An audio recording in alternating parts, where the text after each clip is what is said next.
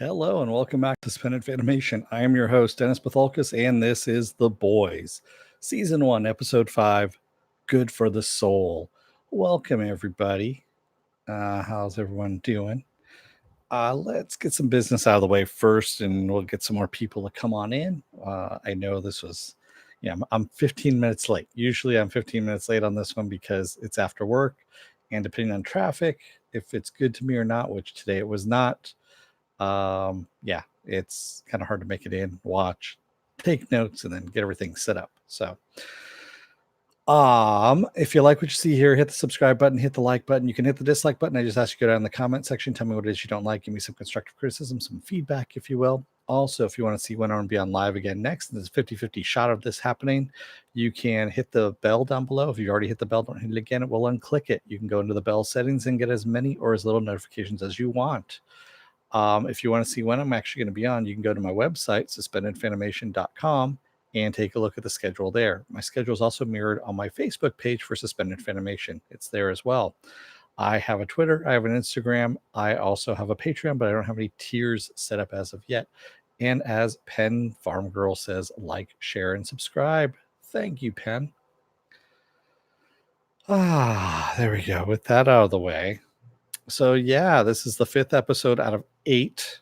We got 3 more episodes to go. I think I might just burn through them next week, quite honestly, since next week's kind of a slow week. So I might have 3 different boys showings, different days, of course. So, spoiler alert, I am going to spoil the shit out of the episode. If you have not seen the episode, go and watch it. Come on back. This will be a video. You can comment down below in the comment section. Thank you, Viking Bitch, for the paddle, and thank you, Penn, for moderating and doing a good job of it, too. So one other thing, too. At the very end, the very last episode, on episode 8, when I'm done here, I am going to be raffling off a couple of things. First thing is going to be this really nifty little finger that says, "Fuck the soups" on the back there. Yes, this was actually gotten at Comic-Con this year at the fan screening of The Boys. So only 300 people were allowed in, and that's where this thing came from. So that's one thing. That's the first prize. And the second prize, and it's this nifty little coin, is this coin right here. This is actually from Amazon. Amazon had their own little booth, if you will. Not a booth. They actually had a huge compound, and so they had the Expanse, Carnival Row, The Boys. They had an interactive site there where you went in, you got a bag full of coins, like 5-6 coins, that you could actually use to pay for things.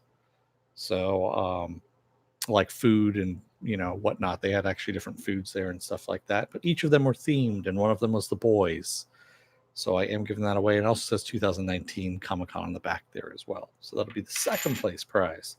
And I've been thinking about it. I don't know if anyone's interested, but this is my actual wristband from The Boys, the fan premiere party, the only 300 people got in kind of thing. So yes, I actually still have my wristband for that. I can actually offer that up as the third prize if people are interested in that. It's up to them. All you need to do is let me know, and I can pop that in there as well.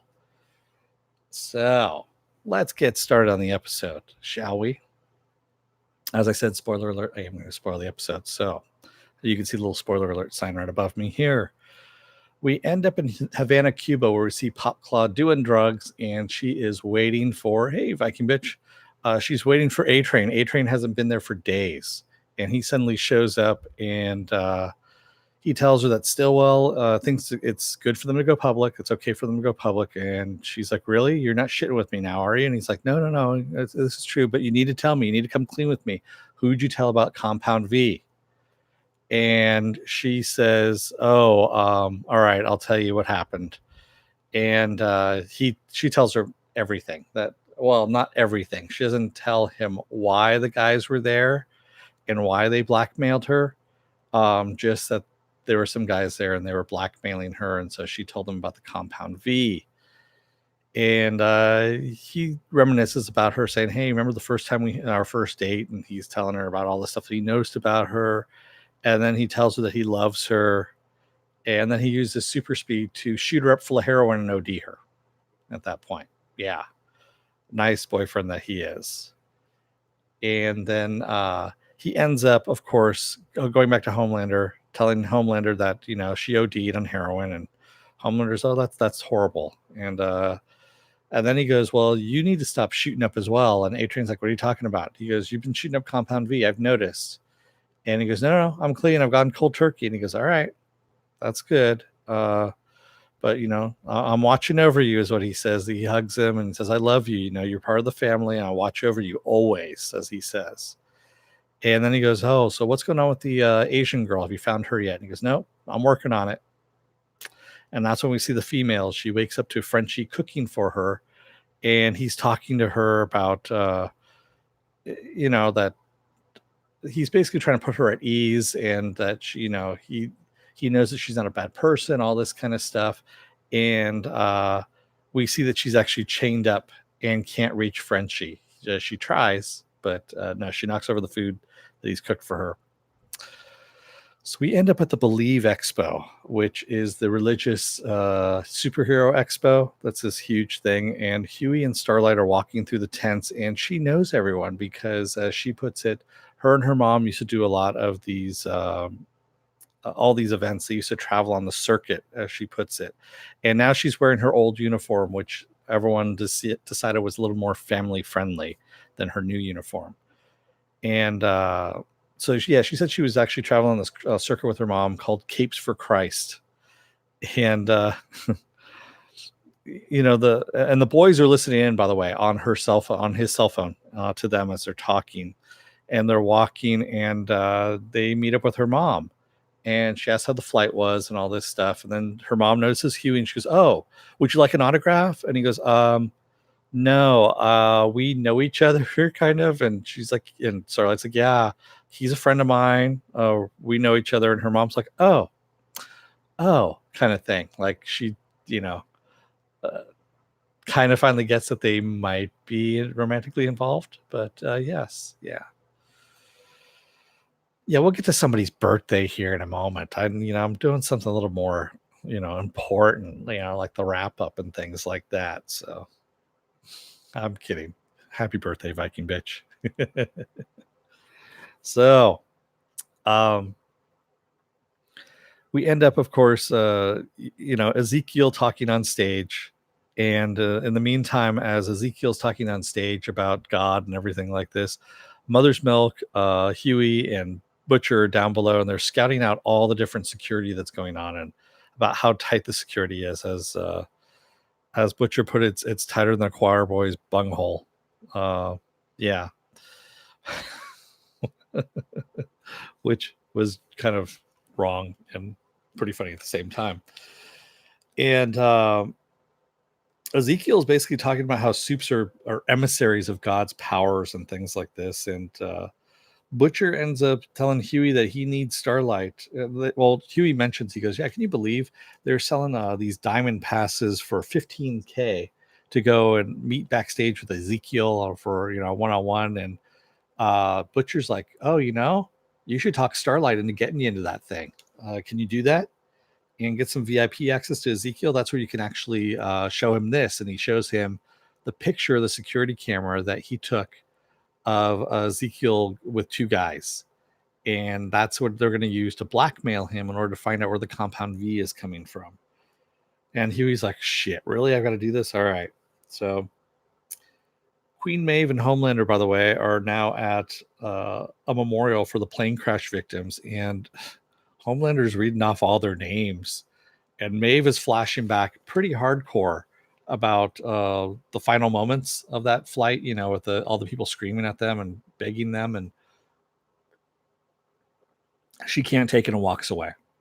And so he comes up to her and goes, I noticed you disappeared. What happened? And she goes, you know how I don't like speeches. And he's like, yeah. And he goes, I can see you're a little bit down. He goes, remember that one time when that guy took his daughter hostage and the cops didn't know what to do, and he came out and he had a gun against her head? And he goes, what happened? What did you do? You walked up to the chief, you grabbed his pen, and then from 83 feet away, you flicked the pen into his eye. and you save the day and all this kind of stuff. He's basically trying to get her, to say the ends justify the means kind of thing. And she looks at him and goes, remember how I told you I really don't like speeches and how boring they are? So yeah, she is not on board with Homelander at the moment.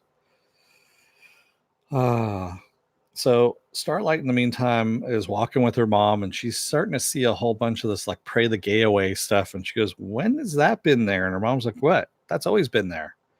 And she's needed at the teen roundtable because she's going to talk to the teens a little bit. And of course, they ask Huey if Huey wants to join. Huey's like, no, that's all right. You go ahead. I'm going to look around, kind of thing. And so at the teen roundtable, Starlight starts seeing kind of an agenda being pushed that, anti-gay and then also Christian-centric. So one of the teens asks about her friend who's Hindu and if she should try to convert her, kind of thing. And the answer is yes, pretty much is what they're saying at this point. And then, of course, someone asks if she's had premarital sex, and of course not. She hasn't had premarital sex. As she is looking at the minister or the pastor who's next to her and getting cues from him and says that she's a virgin, which is a lie, of course. And yeah, she's not sitting too well with that at this point. Yeah. In the meantime, Billy is outside, talking to one of the vendors about God and how God is a cunt. And the vendor's like, did you just call our Lord a cunt? And Billy's just going off. I mean, yeah. Mother's Milk finally reins him in and goes, come here, come out of here. And he goes, well, what the hell are you getting all, pissy about? You're not religious. He goes, yes, I am, and he says what religion he is and all this stuff. And he goes, there's nothing wrong with having a little church up in you. And Billy counters with, says the bishop to the nun. That was one of my favorite lines. There's nothing wrong with having a little church up in you. And then Billy's reply with, says the bishop to the nun, just kind of cracked me up. That was, yeah. So Billy ends up asking Huey if he believes in God. And Huey's like, well, there's got to be something. Otherwise, it's just all kind of chaos. And Billy turns around and goes, so do you think that with what happened to Robin was all part of his design, part of his plan? And Huey kind of looks at him like, you're a dick, kind of thing, which is, yeah, that's pretty much Butcher's MO, is that he's a dick. So Billy ends up getting a phone call and having to leave. And he leaves Mother's Milk in charge with Huey. And Huey ends up meeting back up with Starlight. And as they're talking, he sees Robin again over her shoulder. And she's like, what's wrong? What's going on, Huey? And he's like, no, nothing. He goes, hey, I wanted to ask. He goes, you think you can hook me up with one of those diamond passes to see Ezekiel? My dad's a big fan. And yeah, I want to go in and go and see it. And she looks at him kind of disappointed and says, yeah, I'll see what I can do. So Homelander flies down. He arrives at the fair and he's saying hi to everybody. He goes into the tent and he immediately tells Ashley he wants to talk to Stillwell. And Ashley's like, Stillwell isn't here, but she's told me all the talking points of your speech, and I'm going to go over that with you. And he goes, where is Madeline? And he flies over to Madeline, who, of course, is with her, going into her pediatrician's office with her baby, because she's put off this appointment for a couple of times now. And he tells her the speech is boring, that these are all talking points, corporate bullshit, as he puts it. And that really what they want is they want John Wayne kind of stuff. And he could do this kind of stuff. And she says, stick to the script. We'll talk about this later. Because he basically calls her baby an accessory. And that's when she goes, you know what? We need to talk about boundaries. But that's going to be later, kind of thing. And just leaves him. So Billy arrives to his sister-in-law Rachel's house. And there's been a memorial that's been placed on an empty grave for Rebecca, his wife, and he's pretty pissed about it. And Rachel's going, it's been 8 years now. So she either went off someplace and killed herself, or she's dead someplace. She's dead. We haven't seen her. And Billy's pretty pissed off about this. And they're like, we're dealing with this thing too, but it's kind of an open wound and we need some closure. We need to get past it. And she kind of advises him to do the same. A-Train, in the meantime, is watching Pop Claw's movie with Billy Zane in it. And he turns it off and we see he has a nanny cam. It's the nanny cam that Huey was selling in the shop in the very first episode. It's the little teddy bear. And he opens it up and, pops in the video, and we see him and Pop Claw going at it. And then it shifts over to her and the, landlord, and her doing the cranial bust on the landlord. He's like, what the fuck? And then he sees, of course, Frenchie and Billy walk in, but he can't see Billy's face. He can only see Frenchie's face, which he immediately copies off a portion of it at Vought, and ends up going out with Black Noir. And they go to look at, so Frenchie has about 34 different aliases in 34 different places. And they are going to go search each and every one of those. Yeah. Billy Zane making a comeback. Don't call it a comeback. He's been here for years. Homelander, in the meantime, sees Huey inside the Diamond Lounge. He goes, hey, Huey. And Huey's like, he's kind of startled that Homelander knows his name. And he goes, oh, well, yeah, Starlight got you in, right? She's your friend. He's like, yeah. He goes, that's a pretty nice friend. You must be pretty special. And he's talking to him. And that's when Ezekiel comes in and tells everyone that Homelander is an ordained minister in the Samaritan's Embrace. God, that's a tongue twister if there ever was one. And he's going to be baptizing. They're going to both be baptizing them all in this big walk-in pool they have. And so we're seeing all these people getting baptized. And Huey's the last one. And Huey's kind of nervous. And Homelander's like, what's wrong, Huey? And he goes, nothing. And he goes, your blood pressure's up. And he tells him exactly what his blood pressure is. And he goes, I'm afraid of water. He goes, there's nothing to be afraid of. I'm here with you. And then we see how much of a bastard Homelander is, he does the whole thing, he accepted Lord and Savior, all that kind of stuff. And he dunks Huey under, and he holds Huey underwater for quite a bit longer than everyone else, because everyone else is kind of a dunk and release. Huey, he dunks underwater and holds him there. And Huey starts struggling for a second, and then he pulls him up and he starts coughing. He goes, there you go. Everything's good. All right, I got to go. And he flies off.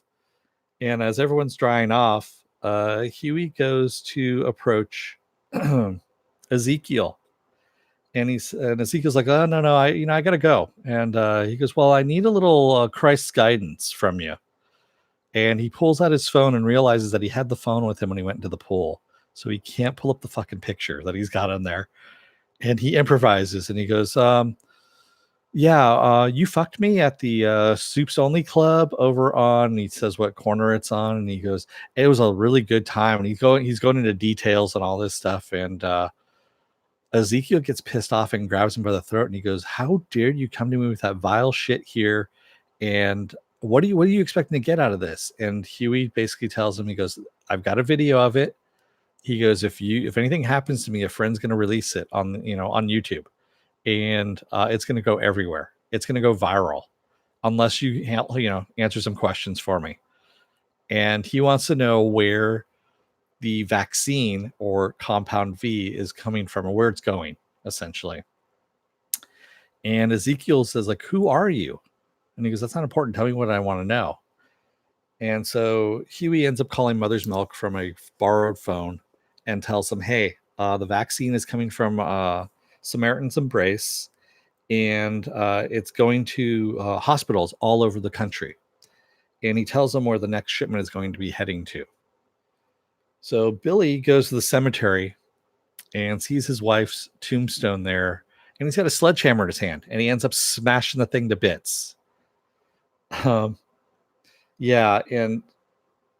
I love the one witness. There's an old guy who goes, hey, and but Billy's like, no problem, mate. It's not a hate crime or anything. It's not like that. Yeah. So, one thing I did like was that Mother's Milk tells Huey, he goes, you're really good at this shit. He goes, almost kind of like Rain Man in a way. And Huey's like, that's not a compliment. Says, thank you, but that's not a compliment. And he walks away. Yeah. So, Mother's Milk also calls Billy with the news, and he's like, great, we got him, So, Homelander ends up taking the stage, and he tells the audience that they were attacked. And what he believes is that God wants him to go over there and get justice for everybody, but he can't until Congress says it's okay for them to go over there. And then he whips the crowd into a religious frenzy, basically telling them that, they wanted me to say all this corporate speak. He goes, but I'm not like that. He goes, I'm going to tell you how it is, kind of thing. And, we need to go over there. We need to kick some ass like Americans and all this stuff. And yeah, and he ends up floating out over the crowd, kind of like Christ in a way, to get the crowd all worked up. Yeah. Stillwell sees this on TV and is not happy at all. So Maeve, in the meantime, shows up to an old girlfriend's house. We find out her name is Lena, and she's trying to talk to her. Hey, where's Freckles the cat? And Freckles has been dead for a couple of years now. It's been years since, of course, they've seen each other. And Lena says, I don't want anything to do with you. You should leave. Are you drunk? Have you fallen off the wagon again? You're not attending any meetings, that kind of thing. And Maeve starts breaking down. And when Lena tries to console her, Maeve tries making out with her. And Lena's like, no, this isn't happening. Sorry. And then she goes, why don't you just talk to me? Just tell me what it is. And Maeve's like, nope, I can't, and leaves. So Cherry, Frenchie's girl Friday, ends up calling him and telling him, you're burned. If they found me, they're definitely going to find you. They're going through all your different aliases. You got to get the fuck out now. And Frenchie's like, shit. So he ends up calling Billy. And, and Billy and Mother's Milk are over at the hospital. They've just walked in, and Billy says, okay, leave the girl, get the fuck out now. And he's worried about being burned himself at the same time. He goes, have they gotten us? And he goes, I don't know, is what Frenchie tells him. Probably not. It seems like they're just going after me at this point. So he hangs up and he's getting ready to toss all his stuff. And Billy and Mother's Milk end up going into a room that activates a camera. So Starlight ends up telling her mom, she's sitting there outside of the stage, off on the stage wings, and she's getting her makeup done, and says she can't do this anymore. And she can't do the festival anymore. That doesn't feel right, that maybe she's changed. She doesn't know. And she's just about to tell her mom everything. And her mom's like, and then she's like, her mom's like, what is it? And she goes, oh, it's nothing. She goes, I don't feel this at all. And her mom goes, I've been waiting for this for 23 years, what she said. And she's like, it's not about you, Mom. She goes, yeah, it is about me, kind of thing. All my friends have been looking forward to this as well. You're going to go out there, kind of thing. She pleads for her basically to go out there. And so she agrees to do it. Frenchie, in the meantime, is talking to the female, and he really doesn't want to leave her there because he's like, I don't know what these guys are going to do to you. He goes, it's going to be something bad. And so he ends up deciding to unlock her. And she doesn't attack him, but she takes off. Oh, yeah. In the meantime, the Deep is his dolphin faux pas that happened. It hits the news, and we see the Deep sitting in the conference room for the 7, and he's eating a box of Twinkies and a box of Ho-Hos from what it looks like. And he's just depressed as all get out at this point. In the meantime, Starlight has taken the stage at Believe Expo. And she's talking about Christ, and then she stops. She goes, no, stop the music, stop the music. And then she looks over at her mom out in the wings. She goes, really? You really want me to do this? She, she goes, you want me to do this for you? Is what she tells her. She goes, everything I've been through? No, I don't think so. And then she goes off about the inequalities that she's been seeing, and then says, I got a dick shoved in my face. And we see the Deep go, oh, shit. And Stillwell says the same thing, oh, shit. She doesn't mention names, but she's like, yeah. She goes, I'm tired of all this shit. She goes, everyone up here, says, and everyone out there, all the time I've come to these expos, everyone says they think they know what's going on, that what God's plans are, where we go when we die, all that kind of stuff. She goes, no one knows. She goes, I don't know. She goes, I'm scared just like the rest of you. She goes, and I'm tired of this shit. And she said, that's what she says basically. She goes, I'm done with this, I'm tired of this shit, and walks away and walks off the stage. There's complete and utter silence except for Huey clapping in the audience, and he goes to go follow her.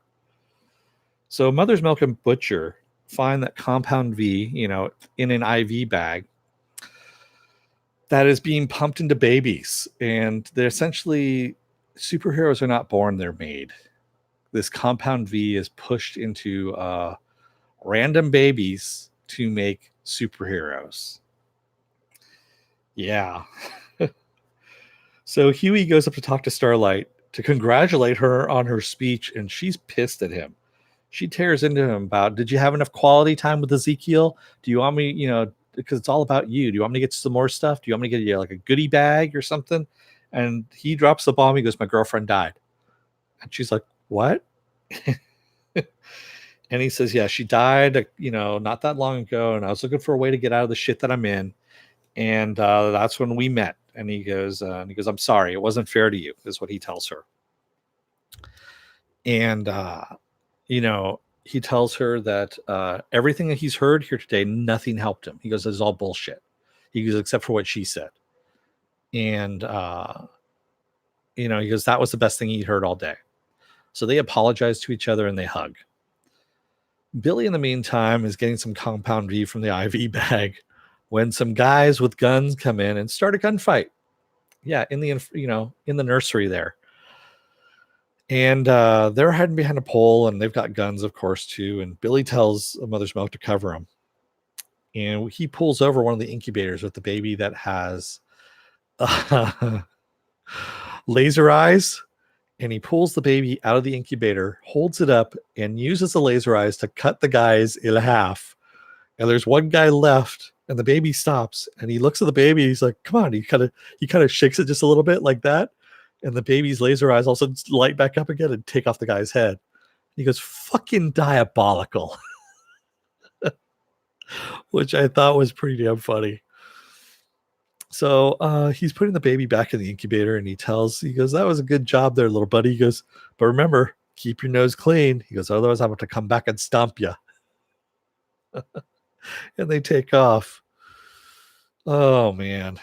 So Stillwell ends up seeing Homelander. She's watching the news a little bit, and then she switches over to her camera outside of her office and sees Homelander staring at the wall.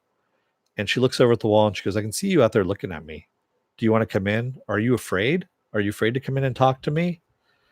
And he comes in, and she says, you haven't been, you've been giving speeches that you shouldn't be giving, is what she tells him.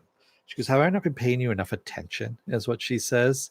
She gets up and goes and sits down on the couch. She says, come here, and has him sit down next to her. And then he lays his head in her lap. And we see that her blouse is a little bit undone, so we get some bra in there too. And she goes, if he listens to him, and he has to be good, and he has to listen to her, and then they'll both get what they want. And he sucks on her fingers, and she goes, there's my good boy. Very, very fucking creepy. That's all I'm going to say. Yes. He's got a very bad mommy complex with Stillwell going on. He's jealous of her baby. He's so jealous of her baby. You can see it. I mean, yeah. So in the meantime, Frenchie is leaving. He's out in the alleyway, and he's looking all over the place, of course. And who does he see up on the rooftop? And he sees Black Noir, and he's like, ah, shit. And he goes and hides for a second. Then he's like, nope, I got to go. And he gets up and he starts walking away. And who lands on the top of a car but Black Noir? And as Black Noir jumps down to the street level, who comes back with the female, and she runs at super speed right into him and knocks him against the wall, knocks him down. And then she motions to Frenchie to leave, and Frenchie takes off. So the female and Black Noir start fighting, and she's basically jumping on him and trying to get him, and he's got his blades out and just starts cutting the shit out of her, to the point where he ends up cutting this big gash up her side, just basically gutting her and leaving her on the floor to bleed out and die, which she does. And Black Noir gets up and he goes to go look for Frenchie. Frenchie comes back and he's kind of mourning her because she's dead at this point.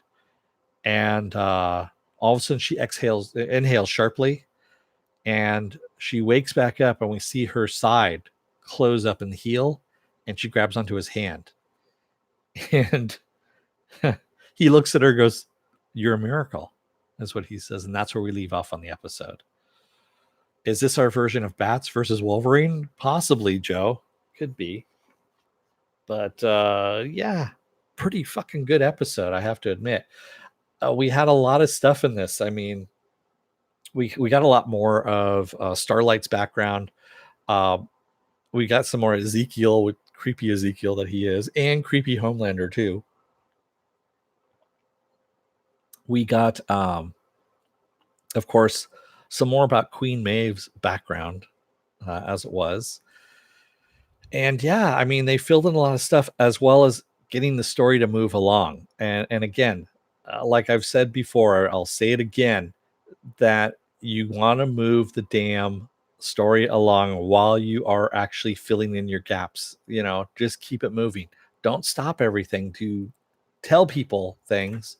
Tell it as you are moving the story along. That is the proper way of doing things, Preacher. Even though both books were written by the same man, The Boys and Preacher, and actually they're produced, both shows are produced by the same people, Seth Rogen and Evan Goldberg. They are completely and totally different. This one actually moves along much, much quicker, whereas Preacher moves along at a snail's pace. So, yeah. If it was just Homelander and Stillwell, it wouldn't be so bad, but compounded with his jealousy of the baby is so gross. Yeah, I agree with you. Yeah. Yeah.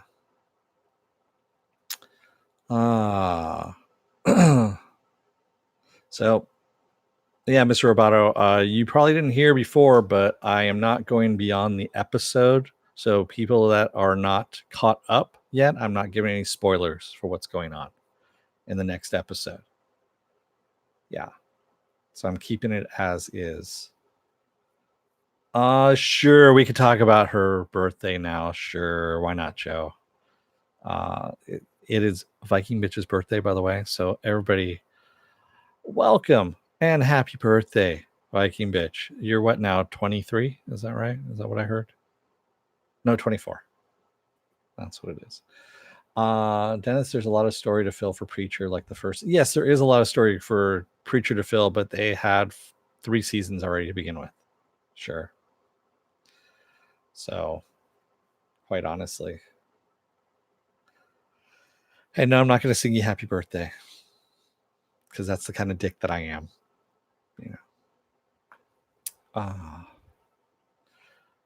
And I agree with you, Viking Bitch. That was a great moment for Starlight. That whole speech that she made. And the thing was, it wasn't preachy. It wasn't over the top. It wasn't out of character. It wasn't awkward either. It was actually a really good speech, concise, to the point. And that actually was that's the way it should be done, quite honestly. Yeah.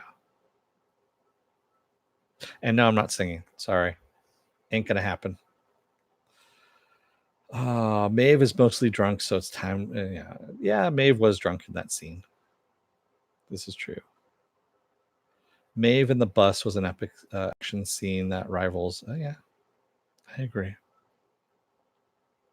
Ezekiel has been with so many people that he would not remember Huey. We are no longer in single digits. Yeah.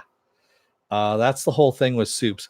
So there's one thing that was early on in the comics that they didn't get to here in the series, and I'm wondering if they're going to do it in season 2. That I really can't really say anything about, especially if they're going to do it, because then it ruins it for people. So I'm not going to say it, but um, yeah, I was kind of surprised they didn't go that route, quite honestly. Um, yeah.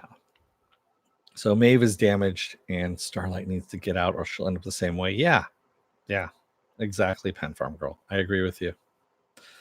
It's something that damages you by going into this whole thing. I mean, it's very corporate. It's very cutthroat. It's very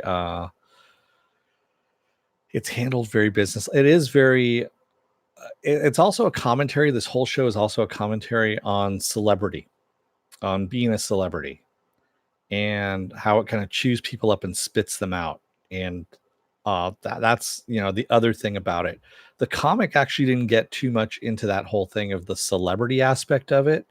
It dealt more with the superheroes just kind of being dicks, whereas the show is kind of going both routes, with the heroes being dicks because of their celebrity stuff, but also that's kind of who they were to begin with, a lot of them. And then also just the celebrity aspect of it, um, kind of warping them as well and corrupting them and damaging them to a point where they will do shit that they normally wouldn't have done, 3 years ago, before they went into the seven, before they started working for Vought. Like taking down a plane full of people, that kind of thing. Yeah. I'm gonna have to go hide away so my niece won't read it. Yeah, yeah, definitely, Joe. That's Joe Greer, I should say. Yeah, that is definitely a graphic comic.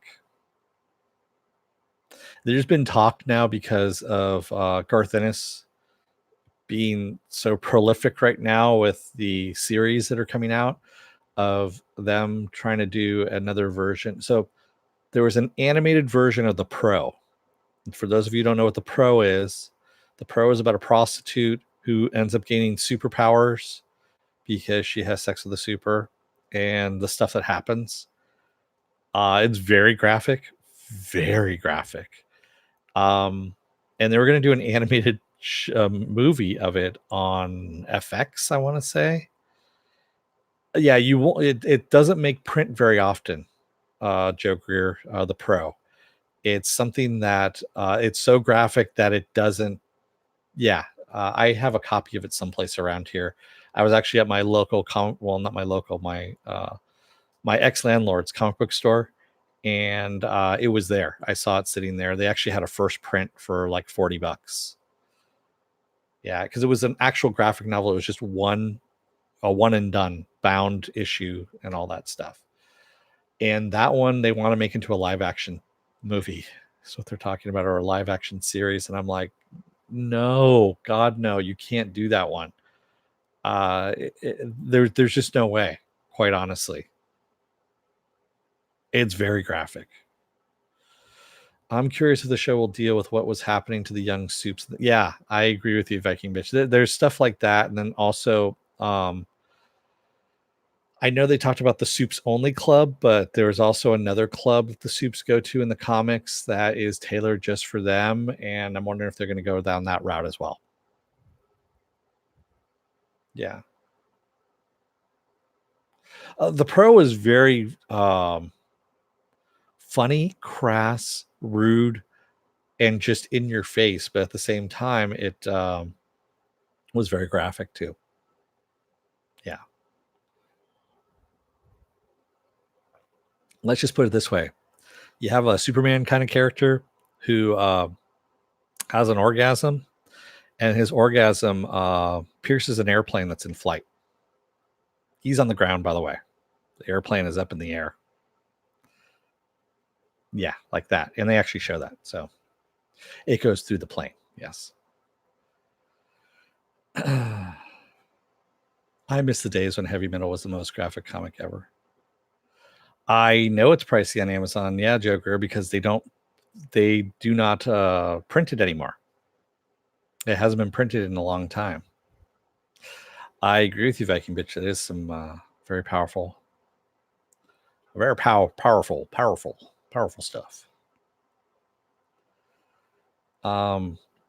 So yeah, good episode. I mean, really good episode. I know how 6, 7, and 8 go, so I know where it's going from here. And those are all good episodes too. So if you haven't watched, go ahead and start watching now.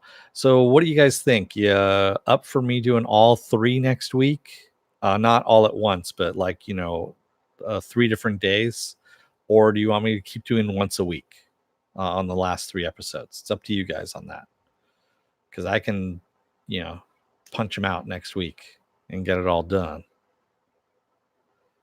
So wasn't that kind of shown in the Will Smith superhero movie? Not really. Penn, I don't think it was really shown in that. I think they were kind of alluding to it, but they didn't go that far.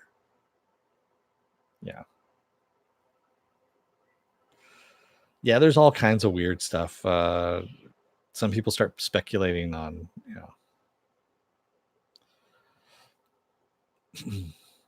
So why Soup's in the military? That's going to be, what they said back in when they were, whatchamacallit, trying to blackmail the senator, was they wanted to be the new, like Lockheed and things like that. They wanted to get military money. That's what Vought wanted. They wanted to become the richest company in the world, essentially. That's the reason why they want Soups in the military.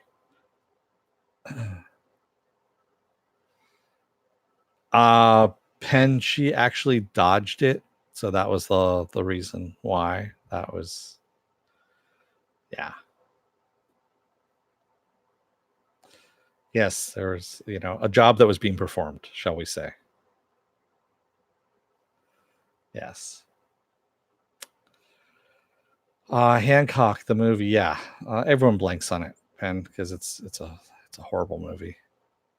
Even though Charlize Theron was in it and Jason Bateman. You think it would have been better, but yeah. No, there are no born soups, Mr. Roboto. They just proved it as of this episode that there are no born soups. They are made.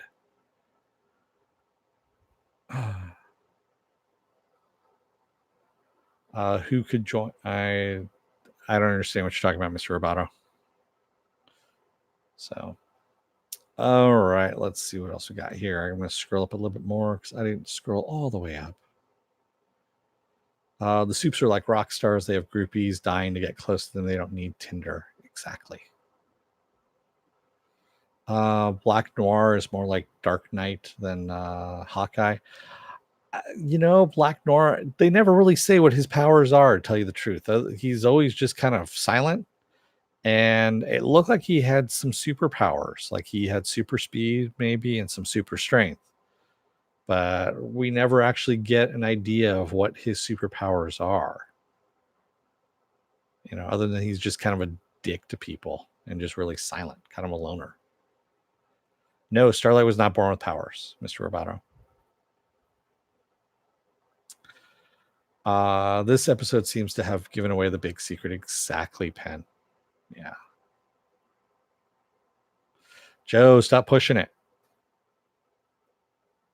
That's all I'm going to say. Bats doesn't have any superpowers other than his mind, Joe Greer. He really doesn't. He is supposed to be like, what did they say, an 8th level intellect? He's on par with Lex Luthor, intellect-wise, who also doesn't have any powers. Black Noir does have superpowers, but they have not shown them yet. I won't spoil it from the comics. Yeah.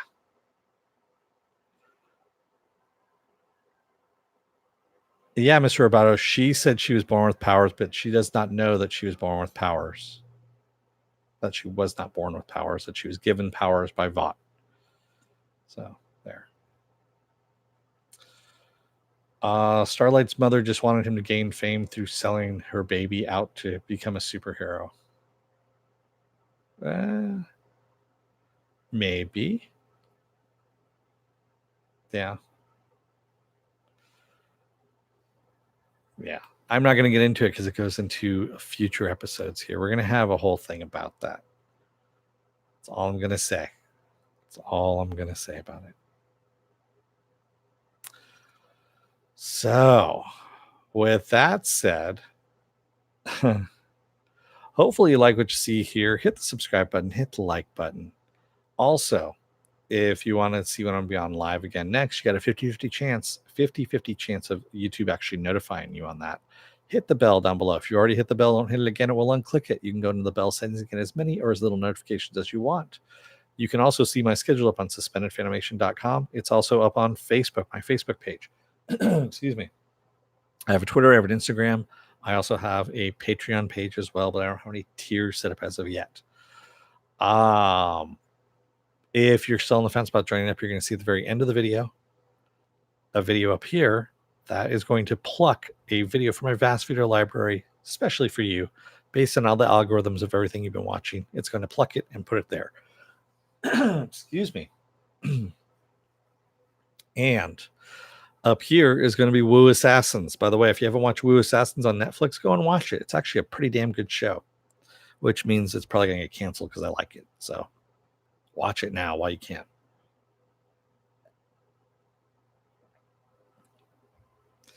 Well, Viking bitch, she's giving you the day off. You know, it's your birthday, so you don't need to mod. Are there tears yet? Check. No, there aren't any cheers as of yet. Tears.